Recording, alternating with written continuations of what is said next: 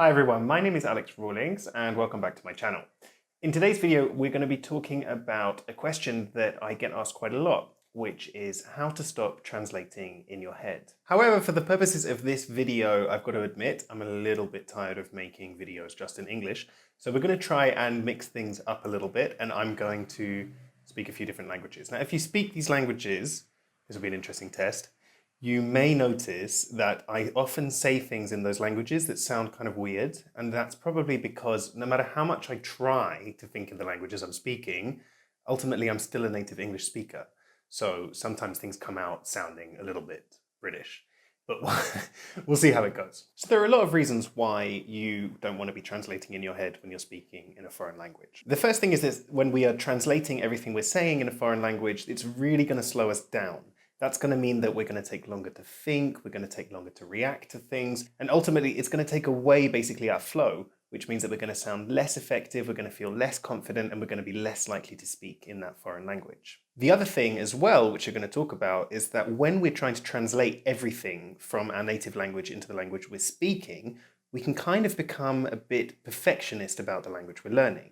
Remember that no matter how much studying you do, you're very unlikely to ever reach a point where it ever gets better than your mother tongue. Your mother tongue, basically, I see it as your base. It's your safe space where you're going to be able to always express everything you want to express. Frankly, judging your other languages by your mother tongue is an unreasonable expectation to set. So one really big danger of actually translating in your head is that it might stop you from saying things that you don't know how to say perfectly. Because if you can think of a perfect sentence in your head in English, but you can't work out how to translate that into another language, you might be a bit reticent about actually saying it, which is really bad because the whole point of learning another language is that we speak it.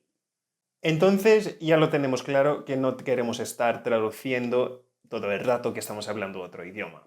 Pero tenemos que tener en cuenta también que el hecho que vamos a tener influencias de nuestro idioma materno es algo totalmente natural. Yo estoy hablando castellano ahora porque el castellano es un idioma que en mi día a día yo utilizo un montón, pero yo sé que hasta hoy digo muchas tonterías en castellano. Muchas veces yo abro la boca y digo cosas y la gente me mira como, ¿qué está diciendo este inglés de no sé dónde? Tenemos que evitar el perfeccionismo porque nosotros somos seres humanos y el proceso de aprender un idioma nuevo es algo totalmente humano, entonces no vamos a hacerlo de una manera perfecta.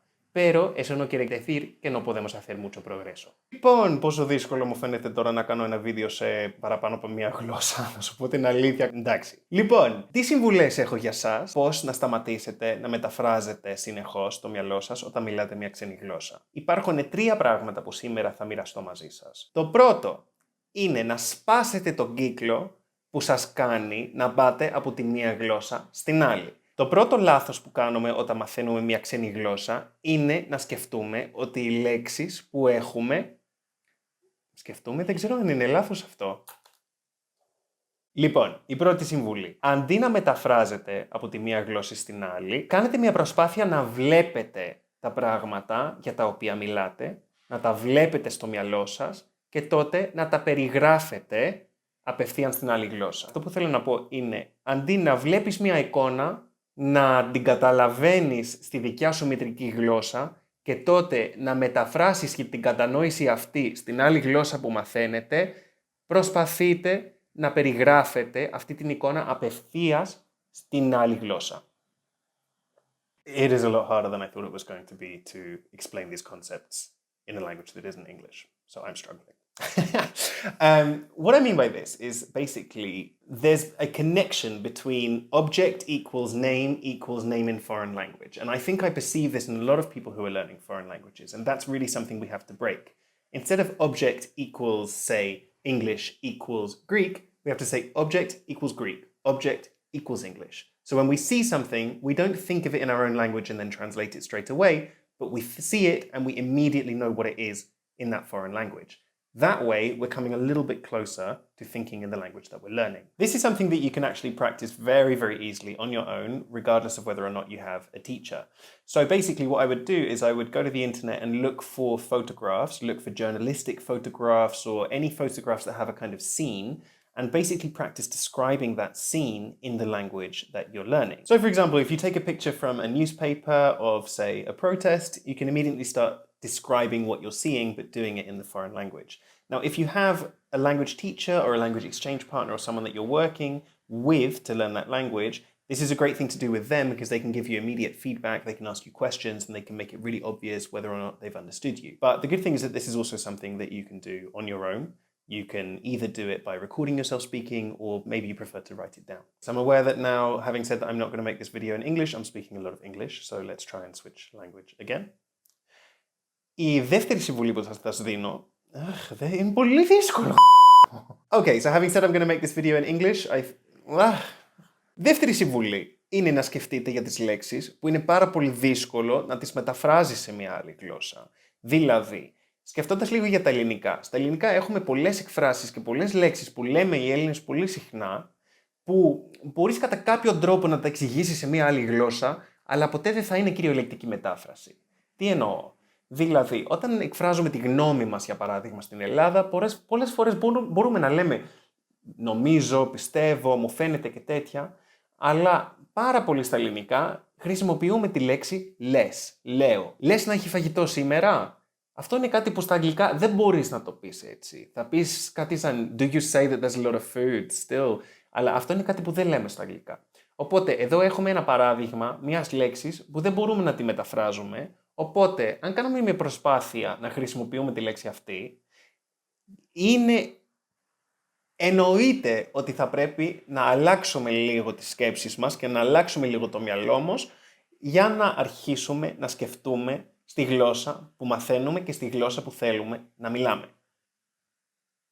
También en castellano hay un montón de palabras, un montón de expresiones que son súper castellanas, digamos. Es igual, es posible traducirlos, es posible explicarlas a un idioma que no sea el castellano, pero también haciendo esto pierdes un poco del sentimiento y pierdes un poco del color y de la cultura del idioma castellano.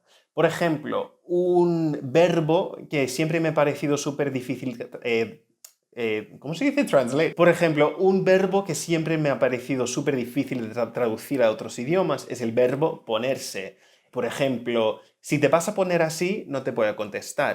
Hay muchas opciones para traducir el verbo ponerse. Por ejemplo, if you're going to be like that, if you're going to act like that, if you're going to talk like that. Pero es algo un poco difícil de traducir a inglés. Entonces, utilizando verbos como ponerse, estás empezando a pensar en español también. The final thing that I'm going to recommend that you do to really make sure that the language is going into your head and really you're starting to get under your skin is just to make sure you increase the exposure that you have to that language to the maximum. So that means try and make use of every opportunity you have to expose yourself to that language, whether that's through radio, through podcasts, through videos. I'm sure this is all advice you've heard a million times, but it really is true. When I was living in Russia, for example, I was there for about 8-9 months, and I was really in a very immersed environment. I was living with a Russian family in a very small town about 300 kilometers from Moscow. So basically, I had minimal contact with the English language. I would wake up and have to speak Russian. I'd go to sleep speaking Russian. And basically, after a few months, the really interesting thing is that I found myself starting to actually really think in Russian because I was responding to my whole environment and even dreaming in Russian. But basically, I know that the really important thing that led to that was the fact that I was in full immersion and just couldn't get away from the Russian language. Very few of us, especially at the moment with lockdown, have the luxury of being able to arrange these kinds of very intense immersion experiences for ourselves, which means we have to do something called virtual immersion. And when we do virtual immersion, we basically, within our existing routines, within our existing realities, we basically try to reconstruct the experience of being in a place where we're hearing and speaking and interacting with that language all the time. This is probably a topic for a slightly different video, and if you're interested, I will definitely think about making another video where I talk a bit more about how to create a virtual immersion environment. But again, the idea is basically just to maximize your exposure to the language in question. So just to recap, remember that when you're talking in a foreign language, the most important thing to do is to be very visual. Think about the scenes, and think about the issues, think about the problems that you're talking about, and then describe them directly in the language that you're learning. And you can practice this with photographs, with pictures, with anything around you. Just practice looking at things and immediately describing them in your foreign language. Also remember to focus on the words that are really difficult to translate, because when you start using those words, it's basically impossible that you can translate that quickly in your head because there probably isn't a direct translation. Also remember that I wrote a book called From Amaret to Jal, Bizarre and Beautiful Words from Around Europe, which basically is about this. It's about words from different European languages that don't have a direct translation in English. Highly recommend that you check it out. And finally, make sure that you are maximizing your exposure to the language that you're learning. Make sure that you can't move without hearing it. Even if you're not in an immersed environment, even if you're not in the country, there are still ways to make sure that you wake up listening to that language, you go to sleep listening to that language, and every spare moment that you've got, you're interacting with it and thinking about it. Λοιπόν, αυτό ήταν... I'm so stupid. Λοιπόν, έτσι τελειώνουμε το βίντεο μας για σήμερα. Αν σου άρεσε, σε παρακαλώ, κάνε subscribe, κάνε like, άφησε ένα σχόλιο, δείξε το στους φίλους σου, στη γιαγιά σου, στους γονείς σου, σε όλο τον κόσμο. Θα στο ευχαριστήσω πάρα πολύ. Tengo que decir que, wow, ha sido un poco más difícil que me había pensado hacer un vídeo en 3 idiomas así, cambiando de golpe. Y bueno, si os ha gustado el estilo de vídeo que he hecho hoy, tal vez seguiré haciéndolo, quién sabe. Muchísimas gracias por tu atención y hasta la próxima.